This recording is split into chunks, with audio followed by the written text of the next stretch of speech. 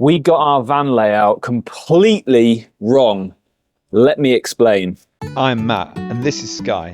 Together with Ginny and Little Man, we are going to build the ultimate adventure van and travel the world. If you're new to the channel, why not subscribe and join us on this epic new adventure? This is a book life. That's right, we got our van layout completely wrong. I made a video of it here. Click on it there to see what the old one was. I'm sure we'll refer to it slightly in this video, but essentially we have completely changed our layout and plan for the build, and we're going to explain in this video what the new layout is and why we changed our mind. We'll also give a quick update of where we're up to on the van build and what's coming next. Okay, so the old plan was to have a sofa that pulled out into a big king size double bed, nice big bed at night. And then we were gonna have kitchen here and storage here, and then bathroom at the back, which span the whole kind of width of the van, with toilet, shower, and then at the back it was garage. Vertical bike store. That was the old plan with vertical bike store, and seats were going to swivel. It was nice. It was going to be nice and open, and that's what we planned to do. So another issue with the old design was traveling children in the back of the van, because you can't have ISOFIX in the front, and it's not really safe to have them in the front. We wanted 2 swivel seats, so you need him in the back. And with the way we were going to have our sofa pulled out into a bed, we were going to have a removable ISOFIX passenger seat here, and then if we have a second child, another one behind it, which then when you come to pull up, you have to take them out, you have to store them somewhere. It was just too much to figure out. So that was another downside to the OG plan. But now we've got a child, and we see what it is like to have a child, life with a child. This van design would have been nice. That was the OG plan. It's because Matt, who's a bit of a diva, wanted a nice full-size bathroom because he spends a lot of time in there. And the big bed, it was just nice and comfortable for us as a couple. And then we had... Yeah, hang on, and we planned this for a few years to have this layout. Before we had a kid? Before we had children, yeah. Well, a child? Oh, one child. The child. Before we had the child, this was our plan. And post having the child, this was our plan.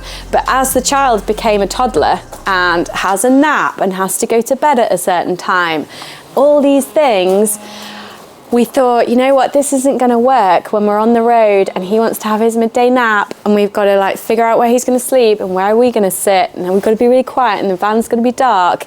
So yeah, we thought we're gonna change the layout to cater for the needs of the child. The new updated plan to accommodate child lifestyle is we're going to have nice full-size double at the back with garage underneath to house 2 bikes and our water tanks. And then we're going to have a pretty decent size, not a small bathroom, but a decent size shower room with toilet space, shower cubicle. It's not huge, but it's usable.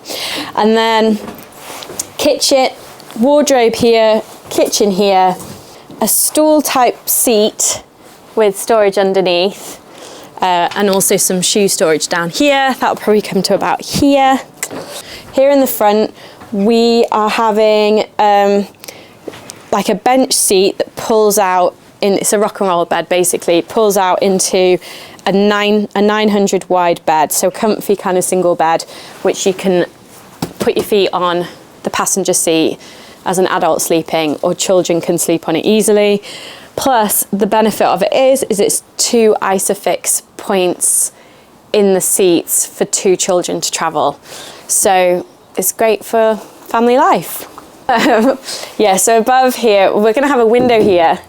Just trying to figure out which type of window we're gonna have, but we're gonna have a window here, and then lockers up here, storage, And then maybe a locker in the bathroom above the toilet, but maybe not because of standing space, not sure. And lockers above the bed, maybe on both sides, maybe just on one side. We'll wait and see. I kind of feel like it depends on how high the bed ends up being after the bikes are underneath. Yes. Yeah, that will be the deciding factor. Any more windows? Oh, and then more lockers. Lockers up here.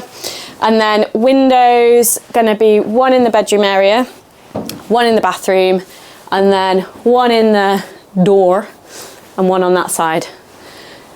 Max air fans, air conditioning unit. Yeah, so the reason we're filming this now is because, and we haven't told you sooner, is because we have actually had the seat made and it's going to be fitted. When is it going to be fitted? Next week? No, yeah, well, they've not given me a date, but hopefully... Fingers crossed. Next week it is coming. Next week. So then off that we can build, well, we have to do everything off that. Once the seat is fitted, we can then work back in terms of back to the bathroom walls. Yeah. And then also work forward from the... We can also work forward from the bed. The other reason why we need the seats and bed fitting is because they need to be flush to the floor for safety. Yeah. Apparently. So we felt it was better to fit the seats and then insulate the floor. Yeah. Yeah. We just want to keep you guys in the loop. Yeah.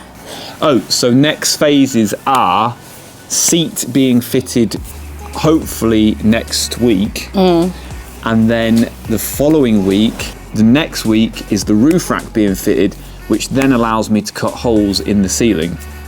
So once the seat is fitted, we can insulate the floor. Yep. And then once the